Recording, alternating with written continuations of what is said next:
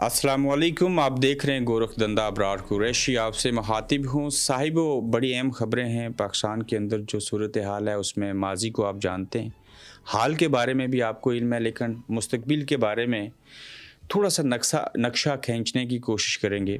उसमें हम देखेंगे कि जो मरीम नवाज़ शरीफ साहिबा हैं, उन्होंने मरी में अब्बा को किस बात के लिए मना लिया है और अब्बा अपने पाँव के ऊपर खुद से कुल्हाड़ी मारने को तैयार हैं।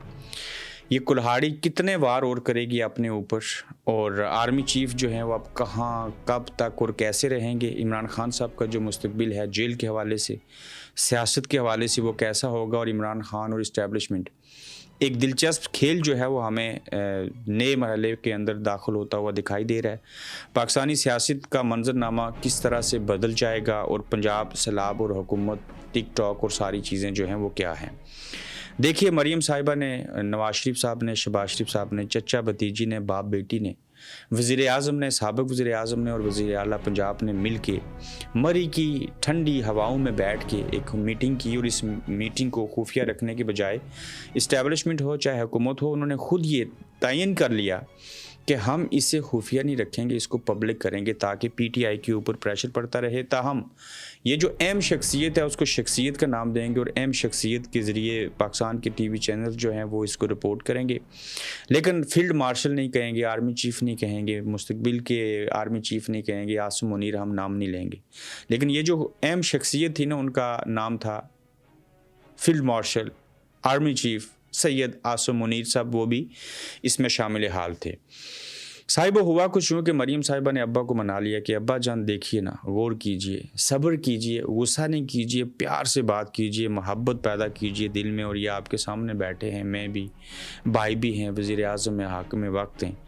अगर हमने फील्ड मार्शल साहब को एक्सटेंशन ना दी, इनकी मर्ज़ी की बातें हमने ना की, तो देखिए फॉर्म 45 वाली 47 की हुकूमत इन्होंने हमें दे दी, तो ये सब कुछ हमसे छिन जाएगा।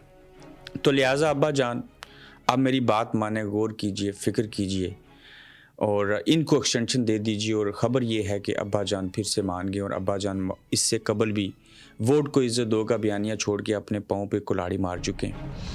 अब दोबारा से इनको एक्सटेंशन दे के बड़े बड़े कुल्हाड़े अपने पाँव के ऊपर मारेंगे। ये क्यों मैं ऐसे कह रहा हूँ, माज़रत के साथ, हमारी कोई ज़ाती रंजिश, कोई दुश्मनी, कोई बुग़्ज़, कोई अना नहीं है।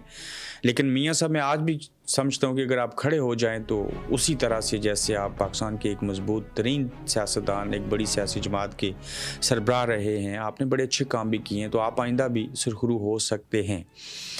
अब क्या होगा कि बातें जो हैं वो बड़ी दिलचस्प होती जा रही हैं। फ़र्ज़ कीजिए, जान लीजिए, मरीम साहिबा ने अब्बा को मना लिया, और अब आर्मी चीफ जो हैं वो अगले 5 साल तक फील्ड मार्शल के ओहदे के ऊपर कायम और दायम रहेंगे। अगर ज़िंदा रहे, अल्लाह सबको ज़िंदगी दे। ऐसी सूरत हाल में क्या होगा कि समझें कि एक्सटेंशन मिल गई, 26वीं आईनी तरमीम, सारा कुछ हो चुका, 27वीं भी हो जाएगी, नोटिफिकेशन करना पड़ेगा, वो भी हो जाएगा। अब एक और पहलू भी है इसके अंदर, क्या आर्मी के अंदर बैठे हुए जो लोग हैं वो कोई रिएक्ट करेंगे, कोई पॉलिसी बनाएंगे, कोई साजिश करेंगे, कोई रोकने की बात करेंगे। माजी में भी हुआ ऐसे। क्यों साहिबा, पूरे पाकिस्तान के अंदर सबसे बड़ा मसला ये है कि ये आर्मी चीफ क्यों बन गए, मैं क्यों नहीं बना, मैं कब बनूंगा, इसको एक्सटेंशन क्यों मिली, इसने मेरा हाथ क्यों मारा, मैं कब बनूंगा आर्मी चीफ। इसलिए मैं कहता हूँ कि आर्मी चीफ ने ये फ़ौज खुद से लगाए, ये वज़ीर आज़म और सदर से दस्तखत नहीं करवाए, तो आधे पाकिस्तान के मसाइल हल हो सकते हैं। अगर हाँ इन्होंने लगाना ही है, जब भी नई हुकूमत आए तो नई हुकूमत के साथ नया आर्मी चीफ आए, वो 3 साल के लिए नहीं 5 साल के लिए आए, जितने अरसे के लिए वज़ीर आज़म होता है। फिर वज़ीर आज़म अपनी मुद्दत भी पूरी करेगा और आर्मी चीफ भी उन्हीं के साथ रहेगा। एक पेज के ऊपर रहेंगे, पेज फटेगा नहीं, किताब गुम नहीं होगी, कुछ भी नहीं होगा। अब देखिए, जब एक्सटेंशन मिल जाएगी तो माजी की मिसालें दूँ, जिसको जब आर्मी चीफ लगाया उसी ने उसका गला दबोच लिया। मैं कहाँ से शुरू करूँ और कहाँ पे ख़त्म करूँ। आखिरी मिसाल बाजवा की देख लीजिए, रहील शरीफ की देख लीजिए, कियानी साहब, मुशर्रफ साहब की मिसाल देख लीजिए, ज़ियाउल हक साहब की मिसाल देख लीजिए। तो अब जब जो चीज़ चाहिए वो अगर फील्ड मार्शल को मिल जाएगी तो उन्हें तो ज़रूरत नहीं रहेगी ना इन लोगों की, नवाज शरीफ, जरदारी और बाकी सारे लोग। तो वैसे भी ये उनके बकौल और सब लोग जानते हैं कि ये चले हुए कारतूस हैं, और ये एक्सटेंशन दें या ना दें, ये निज़ाम तो नहीं चलेगा। निज़ाम तो उसी के ज़रिए चलेगा ना, तब चलेगा जिसके साथ अवाम होंगे। अवाम से मुराद अवाम पाकिस्तान। کس کے ساتھ ہونے چاہیے، چاہے وہ فوج ہو، چاہے کوئی حکومت ہو، کوئی سیاسی جماعت ہو، کوئی سیاسی شخصیت ہو، تو لوگ تو کسی اور کے ساتھ ہیں۔ تو جب ان کو ایکسٹینشن مل جائے گی تو انہیں تو پی ڈی ایم کی ضرورت نہیں پڑنی، تو پھر کل کیا ہوگا؟ کلہاڑے والا وار کیسا ہے؟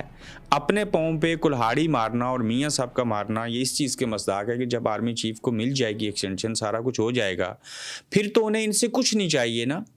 پھر کل ہو سکتا ہے آرمی چیف جو ہیں وہ نرمی پیدا کر دیں، ضمنی الیکشن جو لیٹ ہوئے ہیں ہو جائیں، پی ٹی آئی سارے الیکشن جیت جائے، فری اینڈ فیئر ہونا شروع ہو جائیں، برف پگھل جائے، سزائیں مر جائیں، سارا کچھ ختم ہو جائے۔ کل ہو سکتا ہے عمران خان بھی ڈیل کر لے، ہو سکتا ہے ایسی ڈیل بنائیں نہ معافی یہ مانگے نہ وہ مانگے، نہ 9 مئی رہے نہ اور چیزیں ہوں، تو سارا کچھ کیا ہو، سب اچھا ہو جائے۔ تو میاں صاحب جو آخری کارڈ ہے آپ کے پاس، یہ بھی دے کے اور ماضی کی طرح کی پھر سے غلطی کر کے آپ بیٹی کی بات سن کے چند دنوں، ہفتوں، مہینوں، سالوں کے لیے اپنی ساری سیاست کا بیڑا کیوں غرق کریں گے؟ تو آپ اپنے تھوڑے سے ذاتی مفاد کے لیے ابھی یہ چیز کر گزریں گے، مگر کل آپ کو یہی لوگ جو ہیں وہ نظر نہیں آئیں گے۔ یہ دن جو ہے نا آج کا 29 اگست ہے، بروز جمعہ ہے، 2025 ہے۔ اس بات کو آپ یاد رکھیے کہ اگر آپ نے ایکسٹینشن دے دی، ساری چیزیں کر دی، تو یہ نومبر تو بڑی دور کی بات، یہ ساری چیزیں جو ہیں وہ الٹی پڑ جائیں گی۔ اب عمران خان ایک طرف، اسٹیبلشمنٹ دوسری طرف، پی ڈی ایم تیسری طرف، دو ایک طرف ہیں، اکیلا عمران خان ایک طرف ہے۔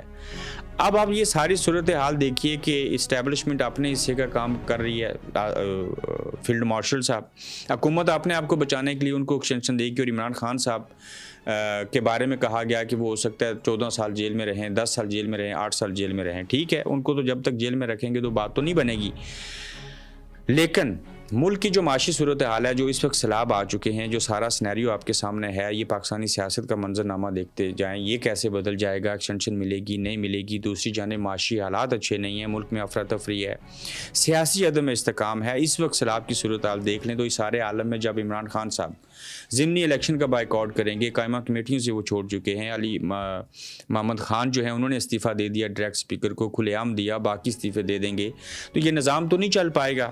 تو جب یہ نظام نہیں چلے گا تو پھر کیا کریں گے ملک کا، کیا کریں گے معیشت کا، کیا کریں گے سیاست کا، کیسے حالات پیدا ہوں گے؟ تو یہ بہت ساری ایسی باتیں ہیں جن کو اگر ہم غور سے دیکھیں، ان کا جائزہ لیں، تو یہ بہت بڑا لمحہ فکریہ ہے۔ لیکن فکر تو ان کو ہوگی نا جو ملک، قوم اور مذہب کا سوچیں گے۔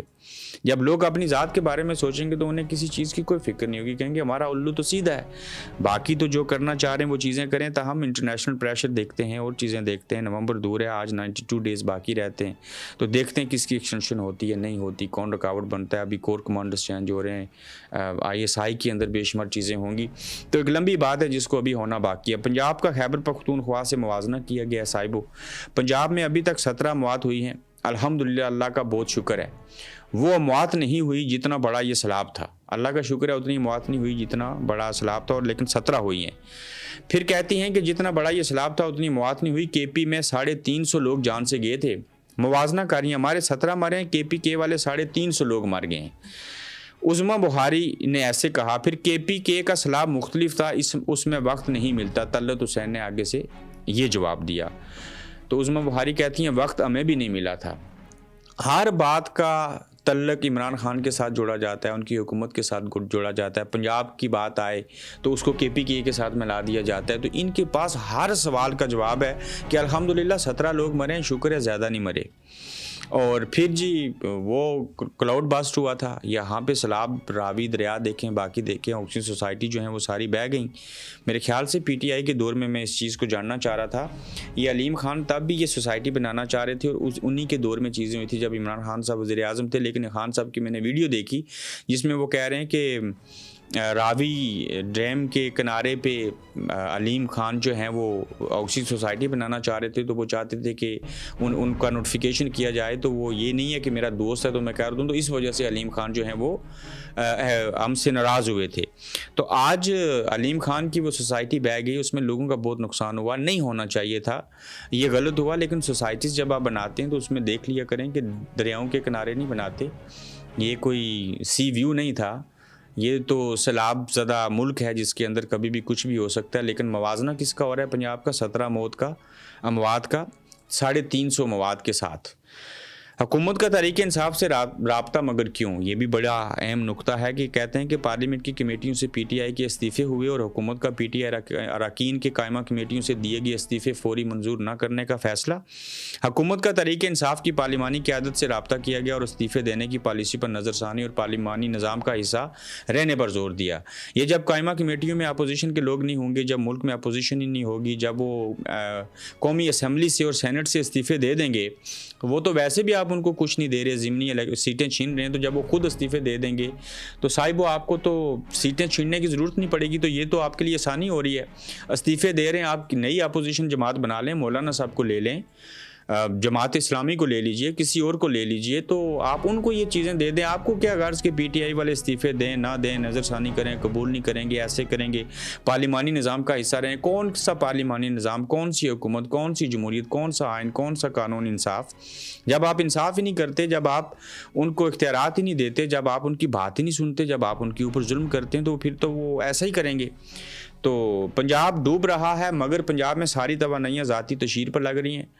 सारा पंजाब डूब चुका है, लोग मर रहे हैं, माल मवेशी डूब चुके हैं, बच्चे मर गए हैं, खरबों का इंफ्रास्ट्रक्चर तबाह हो रहा है, मगर वज़ीर आला दरबारियों के साथ टिकटॉक बनाने में मसरूफ़ हैं। आप देख लीजिए सरेआम खुलेआम सारी चीज़ें कैसे हो रही हैं। कम अज़ कम जब सैलाब में जाते हैं, कश्ती में बैठते हैं, जब लोगों के पास जाते हैं, तो मेकअप तो ठीक है, लेकिन कम से कम कपड़े तो ऐसे पहन के जाए ना। जब आप गरीबों के पास जा रहे हैं तो आप वहाँ भी उसी तरह जा रहे हैं जैसे कोई दुल्हन सज धज के ना किसी वलीमे में जा रही है, किसी शादी पे जा रही है।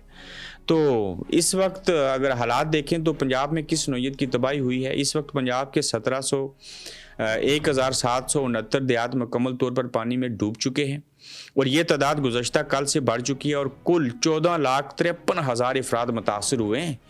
और DGPDMA का ये जो एक तंजीम है, ये उसका सर्वे है और ये उसका इंकशाफ है। 1770 लोग देहात जो हैं वो डूब चुके हैं। आप इमेजिन कीजिए इन लोगों का क्या होगा। मैं दरख्वास्त करूँगा जो साहिब इस्तिताअत लोग हैं, जो चैरिटीज़ हैं, वो इस मौके के ऊपर इन तमाम लोगों को आबाद करें, इनका बंदोबस्त करें, इनको खाना पीना, रिहाइश, कपड़े सारा कुछ दें।